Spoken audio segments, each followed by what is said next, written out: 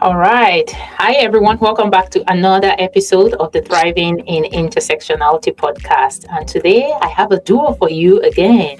I have had some duos before on this show, but I was telling Dr. Jessie and Omar right before we came on here that this is the first time I've had a duo that was like ready and we didn't have to spend like 15 minutes talking about the setup. They look like they do this so well together already, and I'm just loving it. So I'm looking forward to diving into their story. But before that, I love to do a little bit of chat, very brief, about intersectionality, that word that I came into myself a few years ago through the work of Dr. Kimberly Crenshaw and the work that she did around the experiences of the race and gender intersection. And she coined that term. And so there's a lot to see about her work and the work she's still doing on YouTube if you're interested in that. But I begin by grounding the conversation in the emphasis on intersectionality as a framework that recognizes how multiple aspects of identity, such as gender, race, ethnicity, immigration status, class, role, it could look like so many different things, including lived experience. How all of these things overlap and interact and create very unique experience for individuals that we can't understand by looking at any of these in isolation. And I think the result could be privilege or it could be barrier when you think about how these things come together. Because I think a lot of times we think about intersectionality and we think of disadvantage and barrier, but sometimes it's the superpowers that we need to do the work we do. And so this word, this framework is the through line for these podcasts. And my guests are leaders, advocates, founders that have done the work to get to where they are based on who they are. And so we'll spend a lot of time on the who and the why behind the work that they do. So I'm really excited to introduce my guests today for you. A little bit about them before I bring them in. Omar and Dr. Jessie Ferreira are the co-founders. Hopefully I said your last name right. Ferreira? Yes, excellent. Excellent. I like to pause and make sure I get that. Okay. Pretty good. They are the co-founders of ASQ Empowerment and the architects of the fractal coherence methodology, a framework built on a single governing premise. Leadership that begins within is the only kind that lasts. I like that because I can definitely see a lot of alignment to the work they do. They don't speak in abstractions, they work from precision. And so when I think of our conversation, I really want to learn a lot more about who they are, how they got to where they are on this journey, and then a little bit about the work that they do and how to find them. Hi, Dr. Jessie and Omar, how are you doing today? Very good. Thank you so much for having us. That's a beautiful intro. I love that. It is. Thank you. You're fun. I'm ready to get started. Oh, yeah, I like it. Tell that to my kids. Tell them I'm fun. They'll never believe anybody. They'll believe me. They'll believe me. You are fun. Thank you for having us. Just send people to your kids to get them a different perspective of you. But I'm excited to get to know you both. So, there's a whole lot about your bio. And for those listening, you see that in the show notes, because I also want to get to know you through your own words and your own lens. So if you both could take a few minutes to introduce yourself, whoever wants to go first. Okay. So my husband's big on ladies first, so I will go first. Chivalry is not dead. Chivalry is not dead. So I am Dr. Jessie Ferreira. I am the co-founder and CEO of ASQ Empowerment Services. My background is in higher education. I worked in higher education for 15 years. And during that time is when I went on my academic journey and went through all these degrees that I've attained to ultimately earn my doctorate in strategic leadership. Very passionate about leadership and the construct of leadership and how much that's evolved for me in my own world and in the things that we're doing, not just individually, but as a collective, me and Omar. And so that's a quick background. Thank you. I do. Yeah, that's always a great starting point. Asking who are you, right? So I am a lifelong learner. I'm a person that loves to learn. I don't like structure institutions of learning, but I am a person that loves to learn, loves to understand things. I get deep in certain things because it excites me. It's part of who I am. But for over 18 years, I worked in the nonprofit industry. So I have been in youth development, middle management, administration as well, in several nonprofits.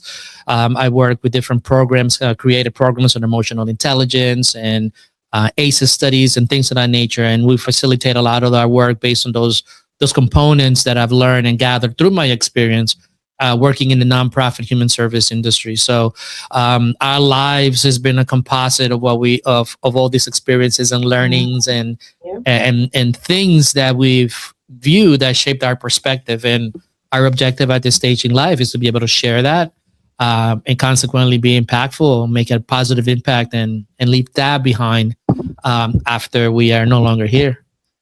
Wow, thank you. You guys are definitely a power duo. I'm glad to be in your network. But I also wanted to ask that question through a different lens because I know talked about intersectionality. Of course, this conversation is thriving in intersectionality, and we had a little bit of a pre-recording conversation about the word intersectionality. But when you, and this question is for both of you, when you think about that word intersectionality, what aspects of your life, identity, visible, invisible, do you want to spotlight that you think has really shaped the way you see leadership today and the world today? That's a great question. You can go first. Go first. Okay. I know it's brewing. So I'm a great question. I like thinking about this type of stuff, right? Because again, go back to your question, like, who are you, right? Yeah. So intersectionality to me, it's both physical and psychological. So I call it psycho-spiritual, so to speak, right? Mm-hmm. Because you take things from your environment and you also shape your environment, and that environment and the people around you shape you, right? So I'll give you an example. My first name is Omar, which is a Muslim first name. My last name is Ferreira. It's a Portuguese last name. I'm neither of those things, right? Oh. And okay. Right? So and to add more layers to it, right? I was born in an island of Dominican Republic, right, which was the first stop for the slave trade. So about 50% of my DNA is Western African, and the rest is Southern European. So when you're looking at all this mixture plus Native American, when you look at all these things, you start looking at, okay, well, I'm this and I'm that, and how can I hate a part of me and another one of that? It's a very confusing little island because this is where everything intersected. All the cultures of the world's intersected, right? And then in that, I am an immigrant, and I moving into New York, and having the two, besides my mother, the two most impactful people in my life were both white, Irish. And these are the ones that shape me. So when you look at this, right, I always go back to the simplicity of identifying our intersectionality primarily on our physical appearance. To me, doesn't make sense anymore. It's archaic. It's elementary, right? Yeah. So to me, it's evolving into all those experiences, all those things, particularly if you live in America. It's one of the few places in which you could go anywhere and experience every single culture in the world in one place. Right. And when you see that, is it a detriment or is it a benefit? It's something that helps us grow because we could learn. So now again, it's when I look at the intersectionality, it's not just primarily about my physical attributes, right? Because I didn't choose any of those. Right? I didn't choose any of those. Those were given to me. It's more about what do we gain from our experiences and how do we become a better individual, a better human, a better contributor, right? Yeah. One of my favorite philosophers, and I call him a philosopher, though he's an artist, is Bob Marley, right? And he says, he has a song, it's called War. And he says, until the philosophy we hold one race superior and another inferior, it would always be war, right? And again, it's like the conversations about this needs to start changing. And we need to start looking at cultures and appreciating cultures, because that's the beautiful part. So to me, intersectionality means that idea of truly becoming an individual, a unique being, right, in this period of time. And it's a beautiful thing. But it is also a challenging thing, because we have the social conditioning of looking only at ourselves as our physical attributes, which is small part of who we are. Very small. I love that. Oh my gosh. If you're listening to this on audio, I always give myself that challenge of, I stopped fighting it after how many episodes of these. Like, I allow myself to go there. Like, what do I think about this person? What do I think they're going to say in response to that question before I meet them? And I'll tell you. So Omar is a Black man, right? That's the first label you will, like all of these things that he just talked about. There's no way you would know without talking to him. Exactly. You could assume so many things by his name, but his first and last name, completely different parts of his history. So again, this is where we all think we don't have biases. We all think we don't have preconceived notions about people, but we don't need to fight it. We just need to own it. We do have it. Yeah, we have preconceived notions about people or certain groups, right? But we have to lead with curiosity. So thank you. May I say something on that? Because again, it's important that we mention this, because implicit bias are real. I mean, we all have them. We can't deny it, right? And the reality, what is the source of it? It's really a survival mechanism for a time and place that no longer exists. Right. That's what it is. It's a time and place in which we felt danger for somebody or something that looked other, right? Because our main, we want to protect ourselves, but threats are not there, and those things are not what they used to be anymore, and those things no longer exist. So the more we understand that and we put those down, right? Because again, the way through is through. It's not the avoidance. Oh, I'm not that. Yeah, we do have biases, and it's okay. What is not okay is acting on them and living from them. Is being open to the possibility of, wow, I could go over here and learn about these people, and that's cool. Yeah. You become more richer as a person if you do that. Yeah, definitely. I love that. Thank you. All right. I knew this part was going to take us a minute, but that's okay. Dr. Jessie. And here's the thing. He's not allowed to go first anymore, because now what I have to say isn't going to be as good. I'm just kidding. Hey, she told me to go ahead. You know, it's I'm kidding. He's really amazing at talking. So, but as I was thinking about it, I was thinking, before.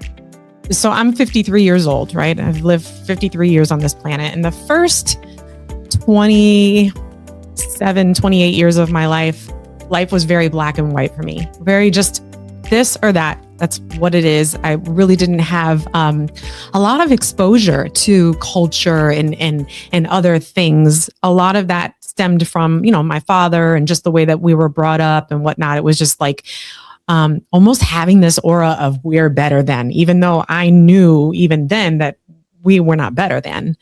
And then I met Omar. So I'm kind of going to give him some credit here, because Omar really did expand that idea, if we're speaking about intersectionality, that there's a whole nother universe out there that we can explore, right? And I was so like drawn into that, because there was the idea of philosophy and all the things that I've heard of, but I didn't touch on those things. I was like the little kid on the beach, and the water would come up and I would hurry up and run back. And then I would go up and just kind of just dabble a little bit, because I was afraid because of what people would think, right? So when we're talking about intersectionality, for me, it was really just about knowing that there is so much out there. And even though even early into our relationship, we've been married for 25 years, being afraid to experience those things still for fear of the what if, right? And that has really opened up for me over the last couple of years, just, going through being in higher education and seeing the different types of people and the different types of students and individuals, and learning about their history and their past and all these things that make us this unique person that we are, right? And really trying to appreciate other people, regardless of what the color of their skin is, where they come from, their accents, you know, it's just such a beautiful thing. If you think about it, it's crazy. When we first started this podcast, I didn't want to do any of these interviews. I was like, I don't care about anybody else's life. I care about my own life. And I'm being completely honest, being transparent here, right? Because I had not been exposed to stuff, to being interested in other people's lives, right? Now I'm like excited. I get it. Now I'm like, oh, we got this interview. If somebody cancels, I'm upset because I'm like, oh, they canceled, you know, great. They just canceled, you know, because we've met so many amazing people. We're speaking to you and you're in another state. You know, we speak to people in Europe, people in India, people in Australia, New Zealand. What's the other place? Iceland the other day. Oh yeah, that's right. I mean, it's just crazy. And these people have just filled our lives they've just enriched us. And there's a lot of that intersectionality that you, Dr. Lola, talk about. So it's just beautiful. And so just to kind of piggyback on all the good stuff he said. Yeah, I love it because I feel the same way. I tell somebody, because when I was younger, I used to read a lot of books, mostly romance and suspense to pass away the time. And then as I grew into the professional world, I started reading more educational book. And then these days I tell myself, I don't have time to read books anymore, but I'm still learning. I'm learning through the conversations I host. I'm learning by reading articles that people write, that thought leaders write, right? I mean, this season where my learning is really just filled with exploring people's experiences and the lessons. So you're right. I've also had interviews from different parts of the world where I'm like, this is crazy. There's so much access that technology has been able to provide. And I think that also kind of shows up in the work you do, which is some of the things we're going to dive in a bit, is the more you learn about yourself, the more you learn about other people, and then how is it shaping the work that you do today. So you both talked on industries a little bit and your background, and I wanted to, you know, just ask how you think the work that you have done, the spaces that you have been, kind of shows up in the work that you're doing right now. What are some of those sectors? Because I think is Omar that worked in the nonprofit sector. Correct. Yeah. What are some of the sectors that you've walked through professionally, and how do you think that shows up in the work you do today? And I'll let you go first. Yeah. So to backtrack, right? My formative years, like I said, I moved from New York, from Dominican Republic to the South Bronx in New York, and my formative years on leadership was my scout master and my scout mother, Kim Mullen and Betty Medina. They were a major influence, but the one influence that catalyzed it all for me to understand leadership was my mother, right? Because that's really where it started. It was just seeing, because children mimic their parents. And I saw my mother and I've learned so much from her.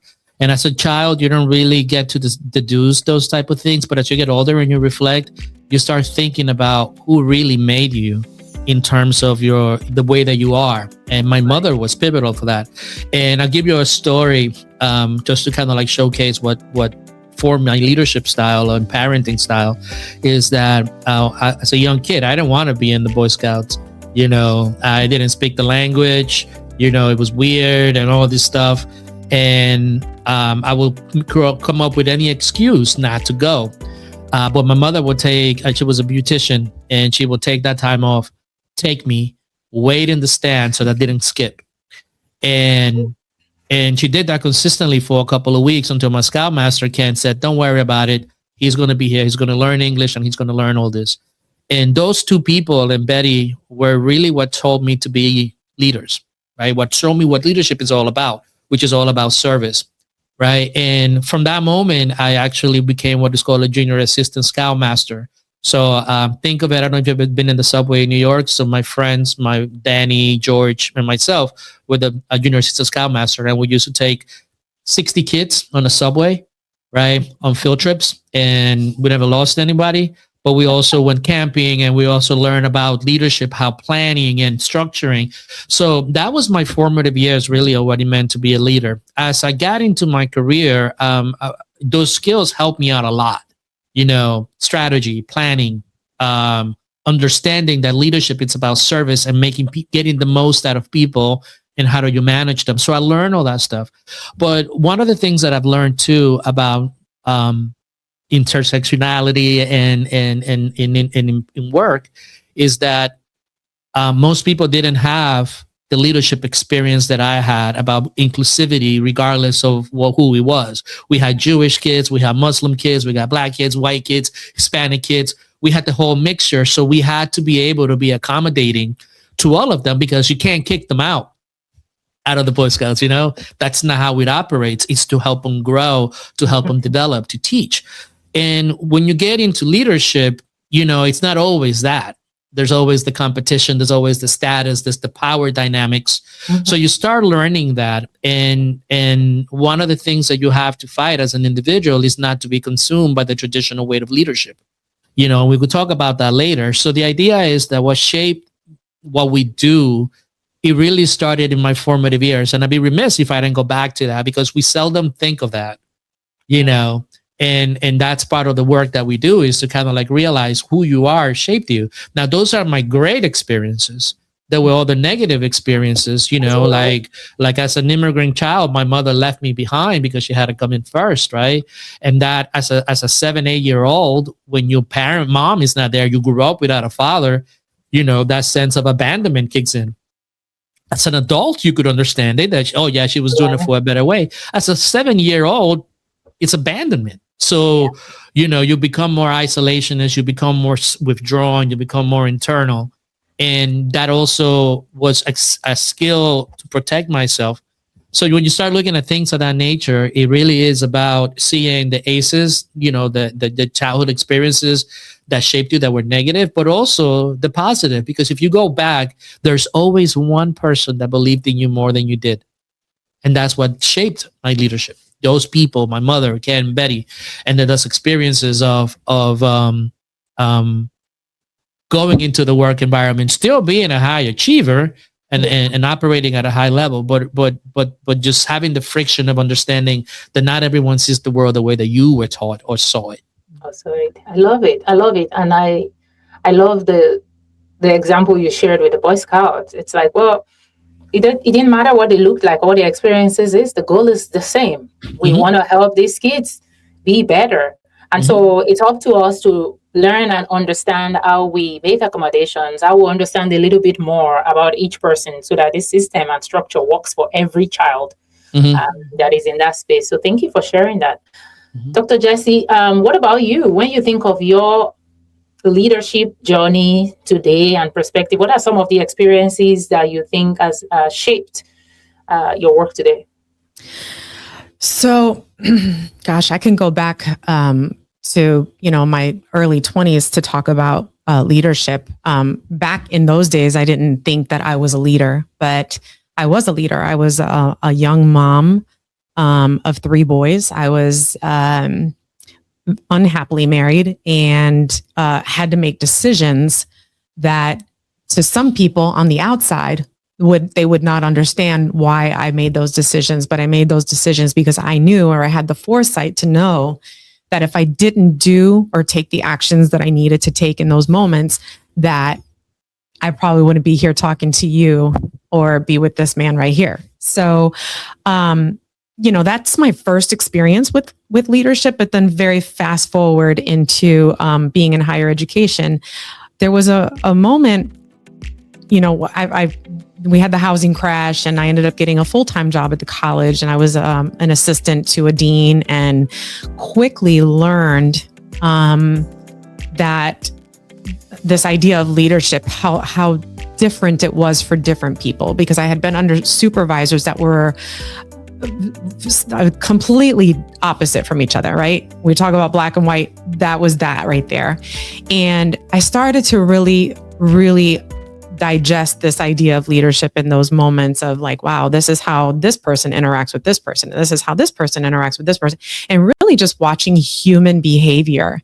And that idea of human behavior for me really became this kind of like spotlight. Like I would write in my journal, like, so-and-so did this? And why does he feel like he has to micromanage? And these were a lot of really open-ended questions that I didn't have answers to because I didn't understand what I'm more understanding of today, and that we still deal with and we talk with people about, and I still learn. You said you're a lifelong learner. You still learn from other people. We do too, right? That's why we do the podcast, and we are with our clients. We're always asking questions so we can learn more about them. And just human behavior was really like a rampant thing for me. And it pushed me to want to learn more about leadership, which is why I went on for my doctorate. And as I was in higher education in that organization and learning about leadership theoretically, because, you know, for all intents and purposes, you don't learn leadership in school, you learn it outside, right? But the theory was important. And with what we wanted to do, we thought it would be an asset.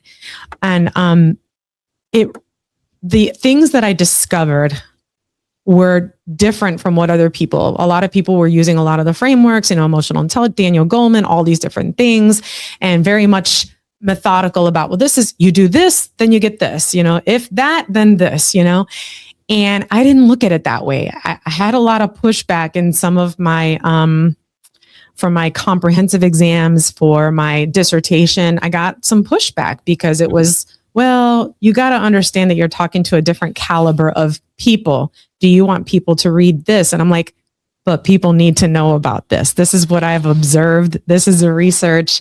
It's not being made up. I'm just enhancing what's already there, right?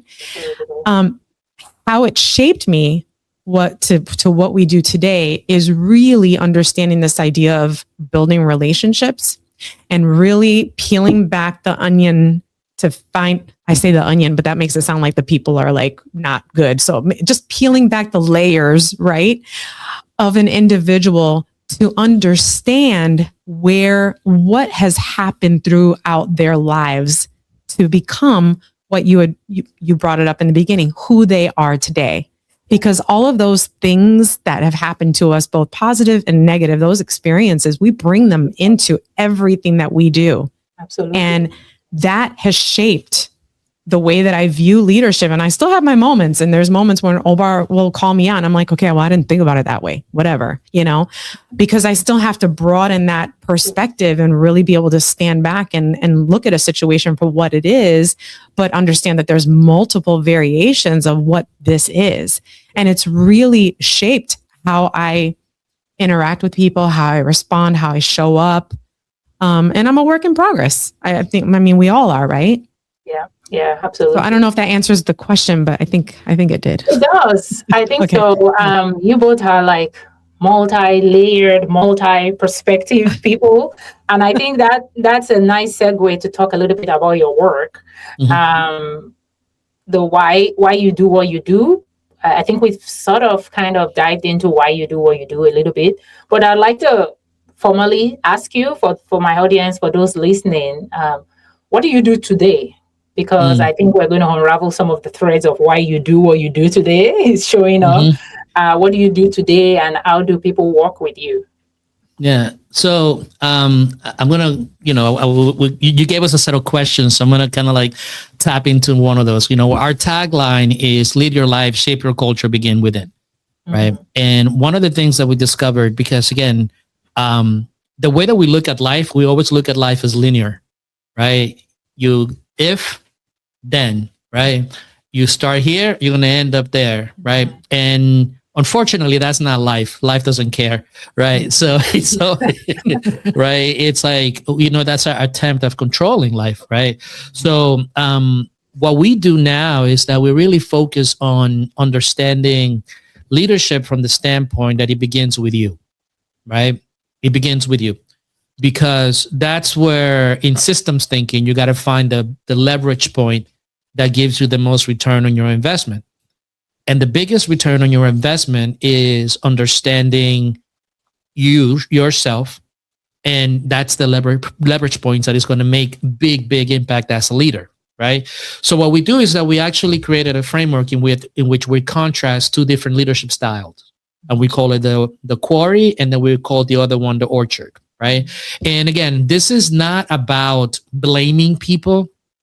It's about how understanding how our subconscious behaviors, if not examined, create results that are detrimental or positive, depending upon how much we are aware.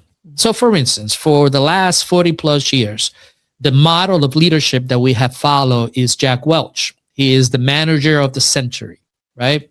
And I don't know if you ever heard of Jack Welch. He was the GE CEO. And while he was there, GE was producing at a higher than ever before. Or his tactics were tactics that he developed as a child.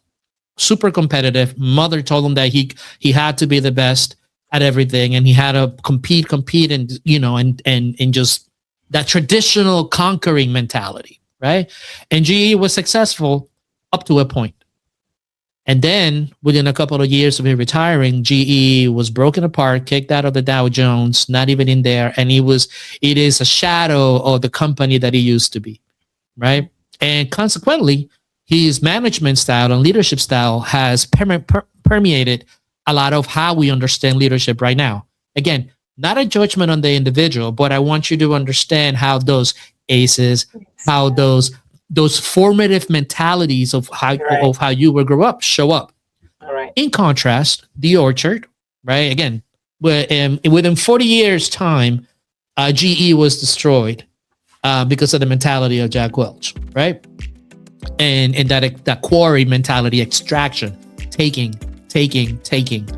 On the opposite side, you have the orchard, which for us is symbolized by Milton Hershey.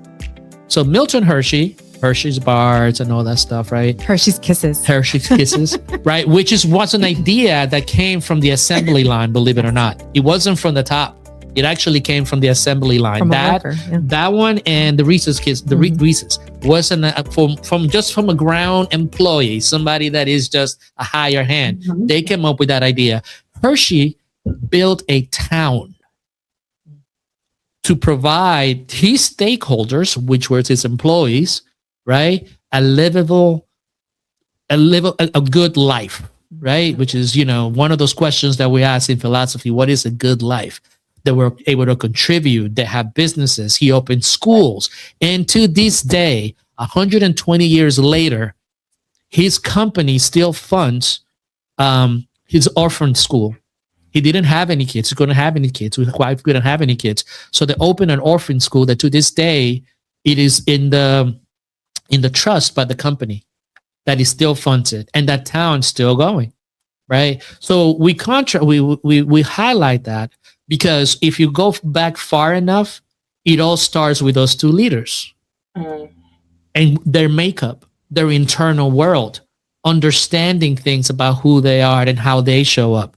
So when we say that, right, live your life, shape your culture, because it is a relationship, right? We don't live in isolation. We shape everything around us, right? We shape our families, we shape our work environments, we shape our cultures, right? And if we're not aware of how we're showing up from within, this is when we get separation. This is why intersectionality is so important and key, because it shows you by me learning and accepting that everybody's, interpretations of the world, their cultures and things like that, all those things are beautiful. Now I could show up as a leader and radiate that out. So our work is about that. And when you create a business, when you create a system, when you are managing others, you need to fully be aware of all the components of who you are, the polarity that exists inside of you, understanding that as much as you are logic, you're also impulse and desires and passions, that you have to make sense of all this before you move forward. So that's the premise of how we work. And again, it's understanding that, but also strategizing and creating systems that help. Our definition of leadership, and we've been working on that because our book is coming out pretty soon. Our definition of leadership is this: leadership is the use of power in service of life. In service of life. Power in service of life. We all have power, but are we using power for us alone? For what I could get out of it, for my own survival of my family, or are we using power for the benefit of life? And that, I think, is the evolution that as leaders in corporate world, in the industry, in everything, we need to start thinking about that, because like you just said, we're just more interconnected than any other time in existence. Yeah. And we're continue to fight when we don't have to. Yeah. Yeah. I love it. Thank you. That was good. Dr. Jessie, I'd like to get your perspective before we kind of wrap up with reflections and practical insights for the audience. I want to get your perspective or your insight from what do you do today, and what shapes the work you do today at is ASQ? ASQ, yes. ASQ. Like, what do you do today, and how do you get that across to people that are listening that could work with you? So, just a little brief background. I left the corporate world a year ago. And when I tell people that I left the corporate world, the way that I like to say that is that I fell out of the matrix. I think I was dabbling out of the matrix a little bit, but kind of was too scared and would go back in, like same with the little kid at the beach, whatever. And finally, when there's so much resistance, at some point you're going to crash into a wall. And that was my moment where I fell out of the matrix. And I was literally like Neo in the matrix. I say this all the time. I was like, oh my God, why do my eyes hurt? It's because I was seeing life from a completely different perspective now. I'm completely I feel like just floating and I don't know what's going on. I was like a deer in headlights. And we had ASQ Empowerment Services, but we weren't actively doing the things that we're doing today. So there was a lot that happened. There has been a lot that's happened over the year for me to evolve into what it is that I'm doing today, because I really had to find myself, and I had to find myself quickly. But I also had to give I had to give myself the space to be able to explore the very thing that Omar was talking about, because I was trying to deny the different polarities that existed in me. And as a person who was passionate about leadership and understood this concept of you got to know who you are in order to be an effective leader, because the way that you're leading comes from stuff that's happening. Those concepts they were still blurry and muddy, right? So what we've done is, and my role is that I'm what I call the relational person. I'm going to go ahead and say it. I'm very good at developing relationships with people. I have a sense of really feeling people's energy, reading where they're at, taking my time with people to get information from them in order to help them.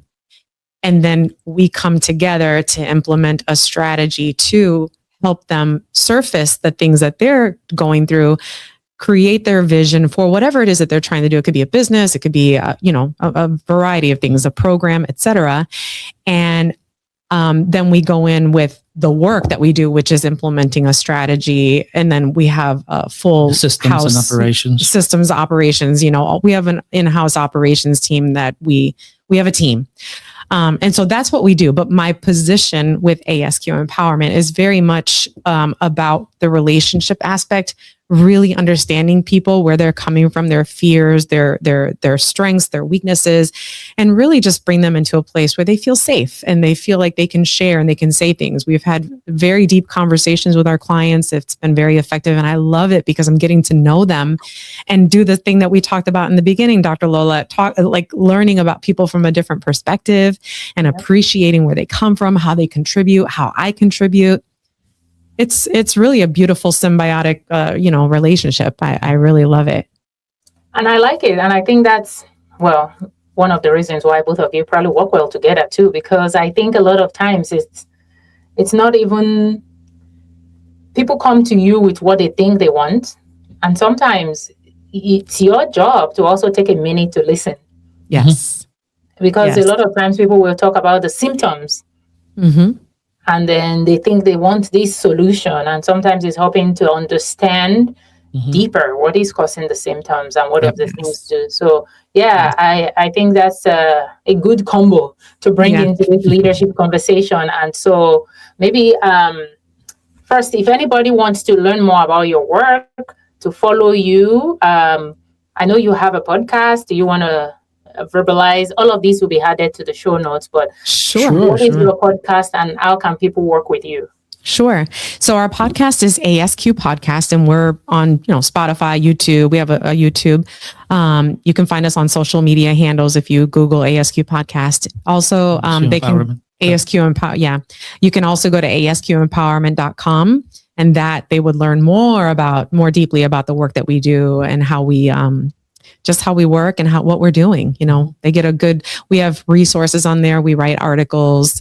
We do have a book coming out in a couple of months here. That's just about finished. So we're excited about that. What else? What am I missing? No, that's pretty much it. That's it. That's it in terms of finance. Yeah. Great.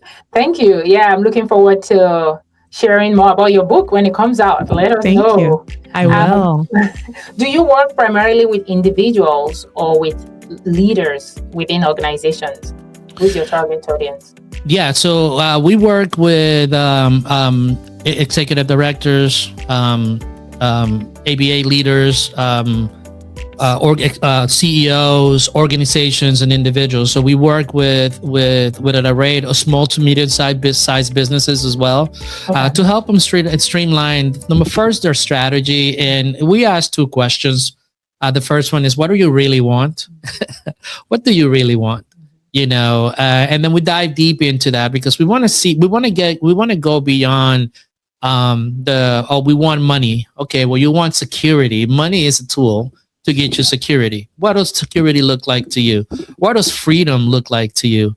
What is it? What is this lifestyle, that life that you want to build? So that's kind of like our first conversation. So we do work with small businesses, nonprofits, and any organization that is a mission-driven organization that really wants to clarify their direction, but also be able to have the operational systems, right? Because systems are important to be able to get there.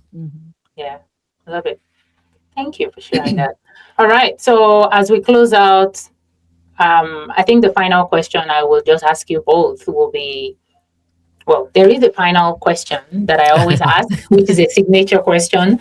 But before that, any advice, any words of wisdom you want to share for leaders who are maybe feeling overwhelmed or stuck? Anything actionable, quick, that you can share right now for them that they can take away?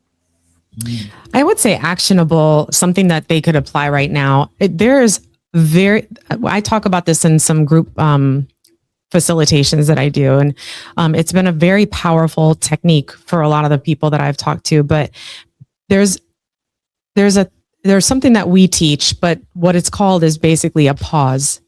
And whenever you're in a situation with somebody, when say it's a confrontational or it just doesn't feel comfortable, or there's, maybe you don't want to go into a situation for whatever reason, there's power in pausing before taking any action. And I think that has saved a lot of the people, a lot of my clients and a lot of the people that we talk to, because I get people call me and they go, I had to exercise the pause today. And thank God I did that because it could have gone this way, or, it's such a basic technique, but it's so powerful because it gives you a moment to sort of exit and become the observer of whatever is happening.